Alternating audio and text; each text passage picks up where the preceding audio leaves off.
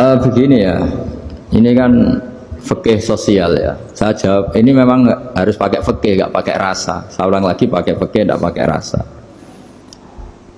Waktu sholat itu kan banyak ya, diantaranya maghrib dan isya, duhur dan asar, terus subuh sendiri. Ya, ben-saman belajar fikih, orang belajar tasawuf ya.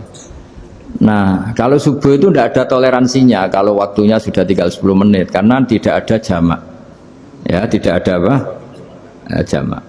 Sehingga misalnya kalau kamu ngojek, waktu tinggal 10 menit, ya harus sholat.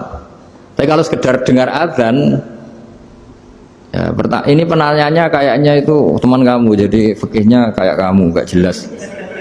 Azan itu kan bukan akhir waktu sholat.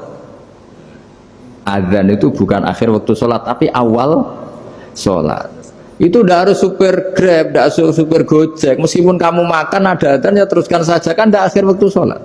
Anda menerima tamu, gendong anak, atau sedang nyupir, atau sedang bercengkrama sama teman. Kalau ada azan ya nggak apa-apa, misalnya diteruskan. Kan bukan akhir waktu sholat. Yang benar-benar harus ditinggalkan itu kalau waktu sholat misalnya tinggal 7 menit atau tinggal 8 menit. Waktu yang mau tidak mau kamu harus tasarrufkan, kamu peruntukkan injury time gitu sih. Injury time. Ya, gitu aja kok nggak tahu ya.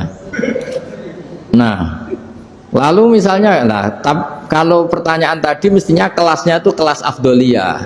Utamanya gimana? Kalau wajibnya belum ada, karena kan waktunya masih panjang. Jadi pertanyaannya bukan wajibnya, tapi sebaiknya, karena ini semuanya belum mendesak kan. Andai kan kamu teruskan nganter barang kan tidak ada jaminan waktunya habis. Padahal kalau kamu memaksa sholat, mungkin citra kamu sebagai supir Grab tidak baik karena dianggap mengabaikan konsumen. Nah, terus kedua menyangkut jarak. Oke, seperti itu. Nah, sekarang kalau pertanyaannya dibalik, makanya yang dibalik ini agak ribet. Waktu sholat tinggal 8 menit. Ada konsumen yang minta diantarkan saat itu. Dan acaranya ke mall happy-happy. Maka fatwa kita sebagai ahli fikih, ya tantang saja, saya mau sholat dulu. Kalau nggak sabar ya silakan cari yang lain. Kalau acaranya ke mall. Tapi kalau acaranya kelahiran atau transfusi darah atau mau nganterin darah ke pasien yang sudah koma, maka kita langsung, karena ibadah sosial itu didahulukan mengalahkan ibadah yang haknya Allah. Karena Allah itu zat yang tidak butuh ibadah kalian. Tapi kalau pasien ini kalau nggak nang kesampaian darahnya mati misalnya. Jadi kamarnya Allah lebih apian lah gitu. Makanya masyhur kalau dalam fikih hak Allah sama hak adami ini dimenangkan hak adami. Tapi bukan karena Allah kita kalahkan. Allah tidak butuh itu semua. Gitu. Jadi dikalahkan tapi bukan karena kalah, justru karena tidak butuh. Ya ibarat gini lah, Allah itu saking baiknya. Baiknya Allah kan pasti di atas orang tua kita. Itu pasti ulang lagi. Baiknya Allah pasti di atas orang tua kita. Orang tua kita saja baik, apalagi Allah. Misalnya orang tua kamu butuh uang 5.000. Adik kamu butuh uang 5.000. Adik kamu yang kecil atau ya. Kira-kira orang tua kamu itu nyuruh dikasihkan beliau apa ke adik kamu? Kira-kira saja. Ke adik kamu. Nah Allah itu saking baiknya. Hal yang terkait Allah, misalnya tadi sholat tepat waktu sama ibadah sosial itu disuruh ibadah sosial, karena ini kalau nggak kesampaian transfusi darahnya atau apalah, atau kamu dokter yang harus mengurus operasi waktunya tinggal 5 menit, kamu harus ngoperasi pasien dulu karena Allah bisa menerima sholat kamu. Nah, tak terangkan lagi ini fikih terus. Lalu sholat yang apa?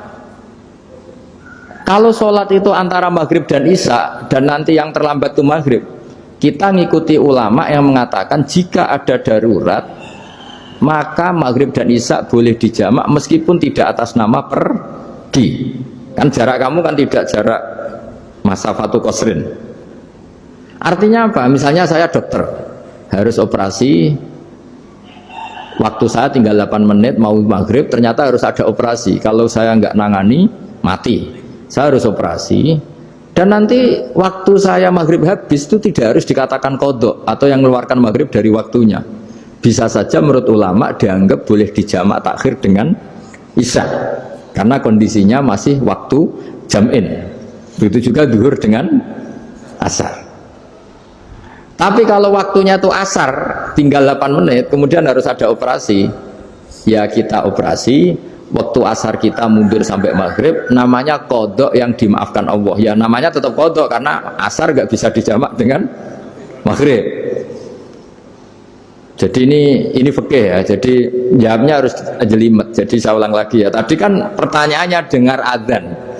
Kalau adzan kan waktunya masih panjang, apalagi misalnya maghrib kan waktunya kan taruh saja ada waktu seperempat jam. Ternyata andekan kamu antar hanya butuh waktu 7 menit, kan nggak ngefek sama sekali. Saya nyanda. Nyanda. Gitu.